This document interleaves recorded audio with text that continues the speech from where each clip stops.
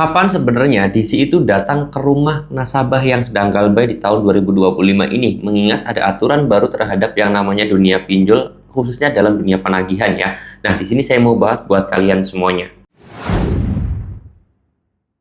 Assalamualaikum warahmatullahi wabarakatuh teman-teman semuanya. Pada kesempatan video kali ini saya ingin menjawab pertanyaan dari kalian semuanya yang udah DM ke Instagram saya ataupun komentar-komentar di video saya. Insya Allah pasti saya bakal jawab satu persatu ya teman-teman semuanya. Dari apa yang kalian tanyakan ini, kalian boleh kalau mau nanya juga tulis aja di kolom komentar atau DM langsung aja ke Instagram saya. Linknya sudah saya taruh di deskripsi video ini. Nah, di sini saya pengen jawab ataupun pengen bahas tentang yang namanya kapan DC itu datang ke rumah nasabah yang sedang galbay.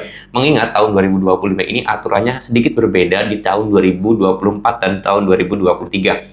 Oke, di sini saya langsung bahas aja ya teman-teman semuanya, yaitu masalah kapan di situ datang ke rumah nasabah tersebut. Nah, ini ada aturannya. Aturan yang benar adalah di jam kerja, mungkin kalian udah tahu ya. Terus kemudian juga dari jam 8 pagi sampai jam 8 malam aja. Terus kemudian yang ketiga di sini ada aturan baru, yang mana DC tersebut diperbolehkan datang ke rumah nasabah hanya pada saat nasabah tersebut udah telat bayar maksimal di 3 bulan ya. Jadi kalau misalkan kalian itu udah galbay ataupun udah telat bayarnya sampai 4 bulan, sebenarnya di situ tuh udah tidak diperbolehkan lagi datang ke rumah kalian. Jadi nggak usah takut ya. Nah, berarti pas kita galbay seminggu, DC udah datang, Bang. Bisa jadi baru galbay 3 hari, DC udah datang, Bang. Bisa jadi baru galbay 2 hari, DC udah datang, Bang. Bisa jadi. Kenapa? Karena memang aturannya seperti itu, dari 1 hari telat kita bayar sampai 3 bulan teman-teman semuanya, atau 90 hari lebih tepatnya ya. Jadi kalau udah 90 hari ke atas itu DC nggak boleh datang lagi ke rumah kita, atau FC-nya itu nggak boleh datang lagi ke rumah kita ya. Itu. Terus kemudian yang perlu digarisbawahi, kalau jadwal-jadwalnya, jam-jamnya pagi, siang, sore itu tergantung ya. Jadi nggak sesuai apa yang saya sebutkan, karena itu bisa fleksibel banget. Biasanya kan DC kan target dulu nih. Oh, nasabah ini lewat desa ini, lewat desa ini. Jadi saya startnya dari jam sini aja. Nah, bisa jadi rumah kalian yang pertama atau karena daerah kalian itu dekat dengan rumah DC-nya gitu kan. Jadi disamperin dulu ataupun yang lainnya itu bisa aja.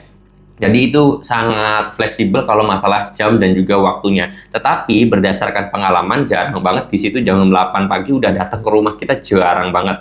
Biasanya itu di atas jam 10 ya. Jam 10 sampai sore habis asar itu biasanya udah di situ. Jam 6 sampai jam 8 itu sebenarnya udah nggak ada juga, seperti itu. Kurang lebih untuk waktunya ya teman-teman semuanya atau jamnya. Lalu kemudian di sini yang jadi persoalan adalah kalian itu kenapa menanyakan kapan DC datang, karena memang mungkin kalian itu takut dengan adanya kedatangan DC. Nah, yang pengen saya sampaikan di sini, jangan pernah takut ketika menghadapi DC, karena biar bagaimanapun DC itu nggak bakal macam-macam kok kalian nggak usah khawatir kalau misalkan diancam atau didatangin langsung juga, karena ya nggak ada masalah juga. Yang terpenting adalah kalian berani menghadapinya. Bang, saya bener-bener takut, Bang. Nah, takutnya kalian terhadap FC ataupun DC lapangan itu sebenarnya karena satu faktor, yaitu kalian mungkin pas minjem uang atau minjol itu nggak bilang ke istri, nggak bilang ke suami, atau nggak bilang ke orang tua. Itu yang menyebabkan kalian itu takut ketika didatangin DC. Bener nggak? Saya yakin kalian itu pasti seperti itu. Dan memang kasusnya 90% orang takut didatangin DC itu karena ya mereka awalnya bohong atau mereka itu nggak pernah bilang ke orang tuanya, ke istrinya atau ke suaminya ketika melakukan pinjaman. Akhirnya ketika melakukan pinjaman ya kalian itu ketakutan kalau didatangin DC, nanti suaminya tahu, nanti istrinya tahu, nanti orang tuanya tahu, dan yang lain sebagainya tahu. Akhirnya kalian itu selalu berusaha untuk terhindar dari yang namanya DC. Pertama itu, agar bisa terhindar, akhirnya kalian melakukan gali lubang tutup lubang. Itu yang sering banget terjadi kasusnya di lapangan. Nah, oleh sebab itu saya sendiri berharap kalian itu jangan pernah takut. Lalu solusinya gimana, Bang? Kalau udah seperti itu, kita udah terlanjur bohong dan yang lain sebagainya, atau nggak bilang kepada suami kita, nggak bilang kepada istri kita, atau nggak bilang ke orang tua kita, solusinya adalah transparan. Kalian harus bilang saat ini juga. Ya mungkin 1 hari, 2 hari kalian cekcok lah mungkin sama orang tua kalian. Tapi yang perlu digarisbawahi adalah saya yakin ya cekcoknya paling lama sehari gitu kan. Udah selesai, tapi hari-hari berikutnya saya yakin mereka akan dukung kalian.